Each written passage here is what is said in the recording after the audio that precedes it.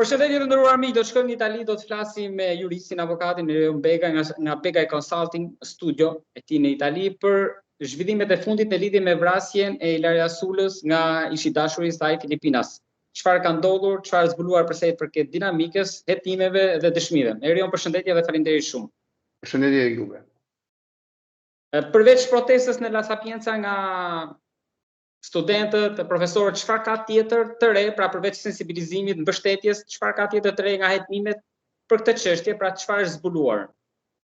Atëherë, deri tani kemi arritur në hetuesit e prokurorët e gjykatës prokurorisë së Romës kanë arritur në konkluzionin që i dyshuari kryesor është ish dashuri i viktimës, në të cilën ka pasur një raport prej një farë kohe relativisht jo shumë të gjatë. Ka arritur të kryejë një krim të frikshëm për arsyeën e thjeshtë sepse jo vetëm ka vrarë të dashurën e tij, por ka arritur që të më fshehi kufomën e saj dhe është rikthyer një jetë tepër normale duke evituar çdo lloj dyshimi që mund të ngriheshin rreth tij. Prokuroria, organet hetuese janë akoma në dyshim, sepse krimin dhe zhdukjen e kufomës, që janë dy vepra penale të ndryshme dhe pse kanë të bëjnë përsëri me të njëjtin fenomen, të njëjtën ngjarje, janë të lidhura me ngjarje, kanë dy krime të ndryshme, mendohet të jetë ndihmuar edhe nga persona të tretë. Në këtë rast dyshohet për familjarët, por për të qenë profesionist edhe garantist, janë ngritur dyshime. Nuk ka as edhe një person në hetim në këtë momente të tjerë përveç se vetë autorit. Fakti që kanë qenë ishi janë dyshime nëse ka pasur persona të tretë në ndihmë dhe të ngjarjes për këtë person. Pra nëse autorit i kanë shkuar persona të tretë në ndihmë për të fshehur kufomën, për të eliminuar provat, sepse duhet të dinë që krimi është kryer brenda ambienteve familjare. Ta vrasësh një person brenda ambienteve familjare, ne tani ndoshta do të kemi jo mungesë sensibiliteti, por për ta shpjeguar edhe për publikun më qartë ngjarjen, ngjarja ka ndodhur në mjete të forta me një thikë e cila personi është goditur disa herë brenda një dhome gjumi, pra brenda një ambienti familjar. Ky person ka arritur që ta marrë kufomën, ta vendosë brenda një valigjeje normale, e ka ngritur i vetëm këtë, një trup i lëshuar, një trup i vdekur, mendohet të peshojë të paktën 70-80 kg një poshtë në një moment të lëshimi. Ky tani mendohet ta ketë ngritur i vetëm këtë, ta ketë hipur në makinë, në një mjet, pa u parë nga askush, pa lënë asnjë një lloj gjurme, e ka hedhur në një moment në një vend jashtë periferisë së Romës, e ka të Ternit në këtë rast. E ka hedhur dhe është kthyer përsëri dhe askush, as nga familjarët e tij, të cilët jetonin me atë në atë shtëpi, por edhe miq të afërm apo banorët e pallatit ku jetonin, nuk kanë parë dhe nuk kanë vërtetur asnjë të tjerë. Dhe kjo për hetuesit janë të bërtitur nga njëra dhomë dhe mos dëgjohen nga dhoma tjetër. Nuk kanë qenë prezent, kanë thënë prindërit, në momentin e kryes, dhe kjo është për të vërtetuar, sepse do të kenë një alibi të fortë nëse kanë afirmojnë një gjë të tillë që nuk kanë qenë prezent në momentin e skenës së krimit, kur ka ndodhur krimi. Kështu që dhe hetuesit mendojnë që një person 23 vjeçar me një sjellje normale arrin që të kryejë një vepër të tillë dhe ti largojë çdo lloj dyshimi për infarktuar. Por kuptohet pastaj që mjetet e hetimit sot kanë evoluar shumë, janë ato teknologjike të cilat vijnë në ndihmë organeve ligjbatuese, dhe ata nëpërmjet një qelizës së celularit, natën midis 25 dhe 26-s, kanë arritur të ndjekin të gjitha lëvizjet e personit, ku ka lëvizur me makinë, duke vajtur në një zonë periferike, në një zonë malore, kodrinore, e cila është e pabanueshme, nuk ka asnjë lloj aktiviteti social, nuk ka asnjë lloj jete sociale dhe civile, dhe aty kanë lindur dyshimet që një person që lëvizur në atë pa patur asnjë lloj interesi, pa patur asnjë lloj alibie, dhe e kanë vënë në presion të fortë, ku pastaj kuptohet ai ka ceduar dhe i ka treguar se ku ndodhet kufoma. Pra u krye nga telefoni. U krye nga telefoni, po ata arritën nëpërmjet telefonit duke. Edhe vetë ai u thye pra pas i skenimit 7 ditë pas kësaj gjaktësia, hetuesit e thyen nga provat që i treguan nëpërmjet celularit. Atëherë, atëherë, etusit kanë një eksperiencë të jashtëzakonshme dhe e vën përballë, ne tani nuk I kemi të qartë të gjitha metodat e tyre, po padyshim që nëse largohen të gjitha format, në një farë mënyrë situata ta prezantojnë të tillë dhe të thonë që ose je ti ose je ti. Në një farë mënyrë është e kohë të vazhdohet me këtë lojë. Po ai kishte arritur që edhe mbas se kishte kryer krimin, ishte kthyer në shtëpi, kishte takuar baban e Larjes, kishte takuar familjarët e saj dhe kishte treguar një lloj gjaktësie dhe kjo është ajo që tremb më shumë sot. Sepse ne kemi parë feminicidi në Itali, po dhe kudo në Perëndim, po sidomos në Itali, është një fenomen vërtet preokupues. Dhe jo vetëm për numrin e lartë të viktimave. Të viktima ne mund të kemi edhe në incidentet automobilistike, viktima mund të kemi edhe në forma në lufta, viktima dhe këtë botë jetojnë, po problemi ku qëndron? Problemi qëndron sepse metodat e parandalimit të feminicidit janë jashtëzakonisht të pakapshme. Pra, po më thoni që krim me paramendim. Krimi, tani, me paramendim, do me thënë se unë kam pasur vullnetin dhe kam studiuar ditë më përpara se sa të kryet krimi. Me paramendim.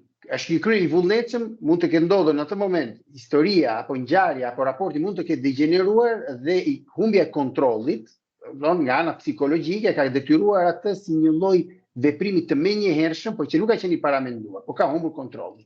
Pra janë situata në të cilën hetimet do ta ndajnë. Do ta gjykojnë, nëse arma e krimit është marrë në atë moment nga ku rrin zakonisht thikët, ka qenë një thikë e cila ka qenë atë shtëpi apo jo. Nëse një thikë e tillë që është përdorur për të ka qenë atë shtëpi, është një gjë. Nëse ajo thikë nuk ka qenë atë shtëpi, por është marrë më përpara, atëherë këtu kemi të bëjmë me paramendim, sepse është para organizuar një ngjashtosi të fortë dhe përgjegjësia mbi të bie e fortë, bie e madhe. Sepse kodi penal në Itali për krime të tilla kalon nga 24 vjet, në të cilën ta quajmë nga gjakdhetësia, na fal tani për ta bërë më thjeshtë për publikun, nga një vrasje nga gjakdhetësia, nga humbja e kontrollit, pastaj nga dobësia që një person, nga 24 vjet deri në burgim të përjetshëm. Po burgimi I përjetshëm është për ata të cilët e kanë bërë me gjaktësi dhe e kanë bërë me paramendim aktin, ngjarjen, e kanë zhvilluar ngjarjen e feminicidit. Kështu që këto do t'i jemi shumë shpejt, tani nuk kanë filluar akoma, ai është në ndalim, nuk kanë filluar akoma hetimet të themi një ngjarje në vetvete, analizën e ngjarjes në vetvete, po padyshim është një ngjarje që ngjall vërtet preokupim dhe frikë, duke patur parasysh edhe moshën e tyre. Quaj feminicidet kanë zakonisht, pak këtu në Itali, kanë moshën e tyre që kryejnë këto feminicide tendencialisht janë të larta. Pritet për baballar, për familjar, një situatë tepër të vështirë familjare me fëmijët, një familje e cila kalon një moment të vështirë. 23 vjeç dhe 22 vjeç studentë janë mësuar të paktën në Shqipëri, në Itali, kudo, qëndrimi I partnerëve hyn në logjikën normal të gjërave. Po, dakor, kalojnë një moment të vështirë, kalojnë një moment të dobësie, por kur nuk mund mendohet, sepse mendohet që I ri dhe jetën e ke përpara dhe të kesh një të dashur si femër apo mashkull në krah, është një moment I jetës tënde, por nuk është jeta jote. Dhe kjo e bën akoma më preokupuese fakti që një person për një ngjarje kaq të lehtë në moshën e tyre që mund të kaluar fare lehtë, ka degeneruar në atë lloj forme sa mund të ketë bërë. Jo vetëm vrasje nga gjakdhetësia, se kur bën një vrasje nga gjakdhetësia ndalon aty dhe shpeshherë vetë dorëzohet vetë në polici. Dorëzohet vetë sepse ka kuptuar që ka humbur situata e vet kontrollit të tij. Jo, në këtë rast ne kemi një gjakdhetësi jashtëzakonishme dhe unë dyshoj, po gjithmonë e kapi me pinca, sepse ky person e ka paramenduar fare mirë dhe mënyrën e kësaj. Një person që kryen një krim të tillë, zhduk kufom, kthehet dhe rrihet 7 ditë, nuk mund ta bëjë dot çdo gjë ta ketë bërë nga gjakdhetësia, sepse nuk e rrin mbledh dot kontrollin atë moment që zhdukesh dot mirë. Të dy janë gjëra, o e ke bërë nga gjakdhetësia dhe familjarët e tu të kanë ndihmuar për të eliminuar, për të sheshuar ngjarjen, dhe domethënë ka një person të tretë, ose disa persona të tretë, të cilët të kanë ndihmuar të janë bashkëfajtor me ty në këtë krim, ose ti ke bërë aq paramendim të qartë, i ke organizuar gjërat në mënyrë të tillë ku skena e krimit duhet të jetë pastruar nga elementet e provës, trupi ku foma çohet në një vend tjetër, eliminohet dhe zhduket atje. Rikthesh jetës tënde me një normalitet, por këto nuk I bën nga gjakdhetësia. Mund të jesh edhe robot, por përse nuk I bën nga gjakdhetësia.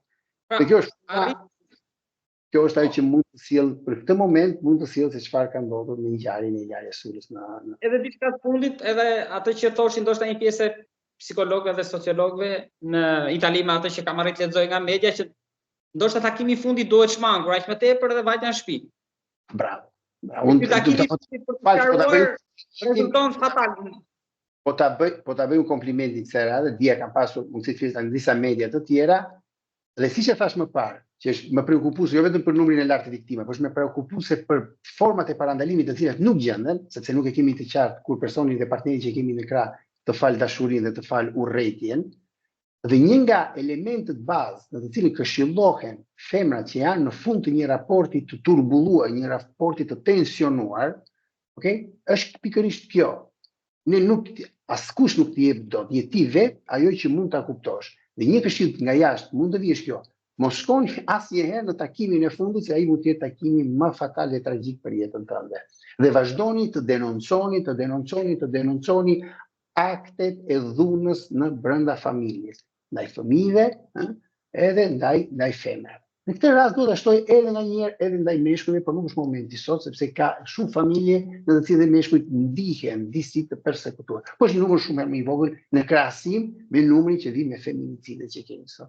Pra, nëse nuk arrihet do të shpëtohet një raport, gjykojeni me gjaktësi se jeta është aq e bukur dhe aq e pasur edhe mbas fundit të një raporti, si me fëmijët ashtu edhe pa fëmijë. Duke uruar që herë tjetër flasim për gjëra pozitive, zoti Begaj, faleminderit shumë. Si kanë qenë mirë.